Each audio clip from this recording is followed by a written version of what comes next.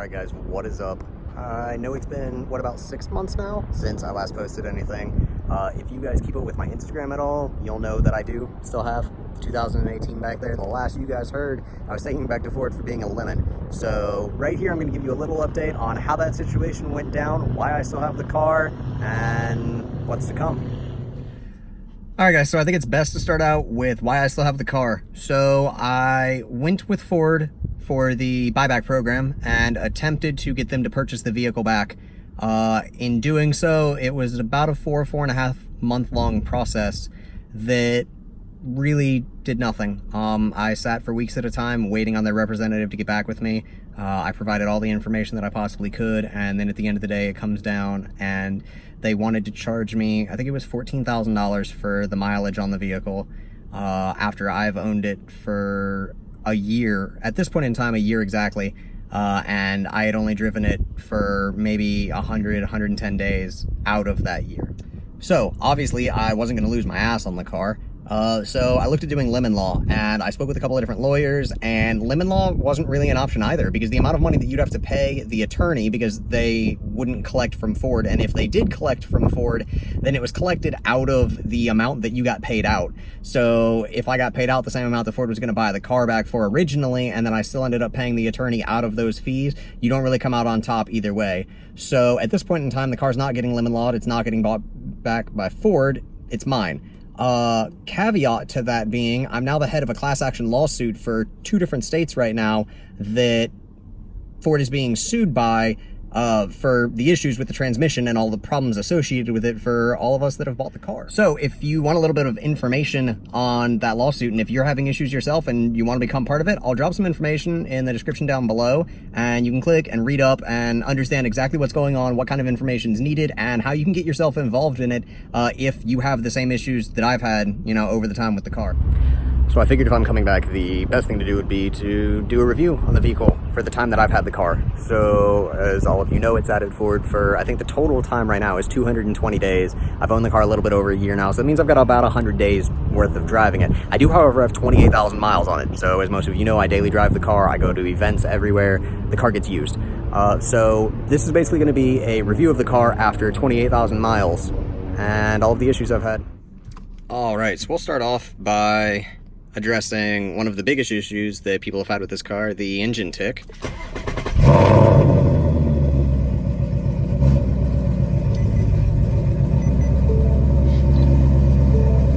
Alright, so as you can see down there, I have 28,399.1 miles on the car. Yeah, that TPMS sensor, it's really nice too. So 28,000 miles on the car, and we step outside here, you can still hear a little bit of that nice engine tick, and I'm honestly not sure what's causing it at this point. I did use an additive called Ceratec for a little while, and it did stop the ticking noise, and then it came back about 6,000 miles later. I'm not sure if that's the high pressure fuel pump like a lot of other people have experienced, or if that's my motor eating itself alive. The oil looks fine, there's no shavings in it or anything, so at this point we're just gonna send it. So all things said and done, the issues that I've had with the car, I still love it, and I made that clear when I made that last video about it being a lemon. I still think that it's a lemon. There's just issues with it that I don't think you should have with a new car, and being on my 3rd transmission and having that engine tick noise are just indicative of that to me. But Ford doesn't see it that way, and it is what it is. It's my problem at this point in time. So of the 28,000 miles that I've had in this car though, I truly do enjoy it, even with all of the issues. I'm still getting in every day smiling, which either says a lot about my idiocy or says a lot about how great of a car it is, regardless of how shitty Ford's customer service is. Alright guys, so if you've been following me on Instagram at all over the past 6 months that I've been absent on YouTube, you would see that I've basically decided just to run with the car, even though I had the issues with it. I made the attempt to get Ford to buy it back, and now that I'm part of that class action lawsuit, I see no reason not to just enjoy the car as I would like to. So I recently purchased a nitrous outlet plate kit, so I don't feel like at this point in time I want to go putting twins on the car like I did on the 2013. I've got a little bit of a different route that I want to take with it.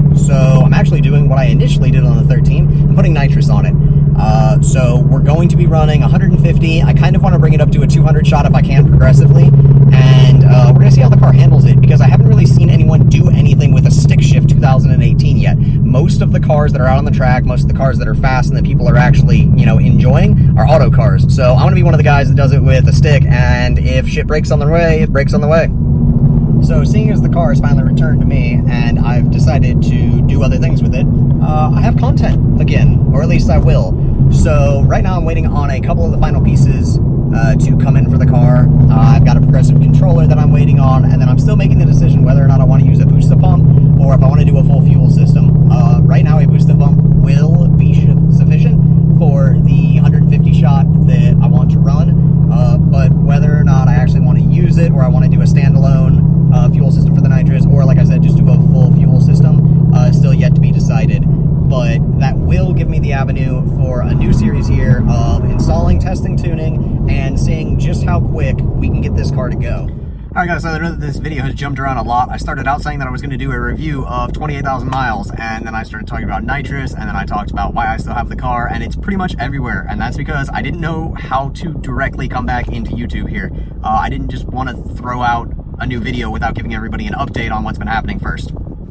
So I guess basically the biggest reason for me putting out this video right now is to not necessarily make excuses. I mean, I guess some of them are excuses, but to give you guys reasoning behind why I didn't put any videos out for 6 months, and then give you a little bit of insight into what's happened over the 6 months and where exactly the channel and the progression is going to go from here. So 28,000 miles, the car is running fine right now. Knock on wood, cross my fingers, I'm on the 3rd transmission and it's still holding. The engine has that tick to it, but I haven't experienced any issues from it. There's no loss of compression, there's no shavings in the oil, there's no glimmer, there's no nothing. Everything runs fine. So, like I said before, I'm going to take it and run with it. And starting now, I'm going to have consistent content at my exposure, because I'm going to be putting the nitrous kit on. After the nitrous kit, we're going to start hitting the track more often. I really want to see what this car is capable of doing. I love seeing all of the automatic guys and running mid to high 10s on a car that nobody thought it would be possible in, especially a naturally aspirated Mustang. But I really want to see what we're capable of with a stick shift in this platform. I've got a plan if the transmission breaks again, and we'll come to that when we come to that. But at this point in time, the car's treating me fine, and although Ford's service itself is abysmal, it is what it is. And of course, there's always that point in the video where every content creator plugs something of their own. So this is my point. On Instagram, I made more of an effort because I didn't think that I had the content for YouTube. So I did actually come out with 2 items that I was selling on my Instagram, if you were interested in things that had to deal with the car or Mustangs in general. First off being an air freshener here. It does have my name on it. It's lemon scented. I thought the irony was great there because the car is referred to as a lemon. It smells like lemon. I really like how these came out. I still have a couple of them available. If anyone wants one, you can either shoot me a DM on YouTube here, or you can get in contact with me on Instagram. And everyone knows there's a great rivalry between Mustangs and Camaros, and not necessarily only Camaros, but Corvettes as well, and just Chevy and their LS engine in general. I did get made a custom sticker. It's going to be in reverse here. You can see it says, "Fuck your LS." You know, some people may not like the verbiage on there. I did use an asterisk for the U so that it's not extremely offensive to people. But it's just a little bit of fun that you can throw on the back of the Mustang, and I don't know, it's instigating, I guess you could say. But I enjoy having fun. I don't have a hatred for Corvettes or Camaros or LS motors in general. It's friendly competition. So if people get offended with it, they get offended with it. I figured I wanted to start out with a small bit of merch just because, first off, they were items that I wanted to create personally for me. So I enjoyed the idea of having an air freshener that smelled like lemon in my car. I thought it was cool. And then I've always had that "fuck your LS" kind of saying just because of the competitiveness of Mustangs and, you know, Ford and Chevy there. So I figured it was a fun little decal. If you want one, you want one. If you don't, you don't. No skin off my back, no skin off your back, but I've got them if you want them. So like I said, if you want one of them, DM me on Instagram, let me know on here, and I'll get you something sent out. And let me know if you'd be interested in different kinds of merch. I've recently started producing a couple of different car parts for Mustangs, typically 18 and up specific because it's the year model that I'm dealing with. But if you guys have ideas on stuff that you would like, drop me an idea and we'll see what we can make happen. If you made it this far into the video, I do want to say thank you to you. I know that videos like this can be extremely boring and extremely repetitive, and they're not normally something that you want to sit through because there was no exciting adventure, there was no working on the car, there's just me talking about the car and sitting in it. So if you made it to this point, I appreciate it. If you're still subscribed, or if you plan on subscribing after this, again, I appreciate it. This is something that I've enjoyed doing for quite some time and sharing my passion with people, and even though I haven't been able to do it in the consistent manner that I would like to, I'm going to attempt to bring that back. We've been looking at a shop recently, and I would really like to get something that I could provide content in and that I could then use as a place for a project car, because I'm still wanting an MR2. I still want that car that I can have as a daily and put more effort on turning this into what I want it to be, into what the 13 was or what the 13 could have become. So again, thank you to everybody that is subscribed to me on here or that follows me on Instagram and engages in any way, shape, or form, because that's what keeps all of us content creators doing it. Thank you, Blackview. If no one commented on your stuff, no one talked to you about it, no one enjoyed it, then you wouldn't do it. And so that's why we do it. We do it because we enjoy having the conversations with you guys. We enjoy the interactions that we have, because that's what the car community is. So at the risk of sounding like a broken record, thank you once again for subscribing to me, following me, having any interaction with me whatsoever.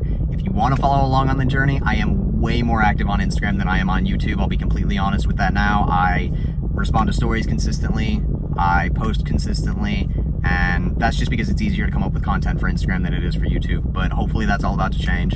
So if you do enjoy the car, or you want to follow along, or you just want to see me break shit, because let's be honest, it's probably gonna fucking break again, go drop me a follow on Instagram, subscribe on here, and I will see you guys next time with a much more informative or entertaining video. Thank you again.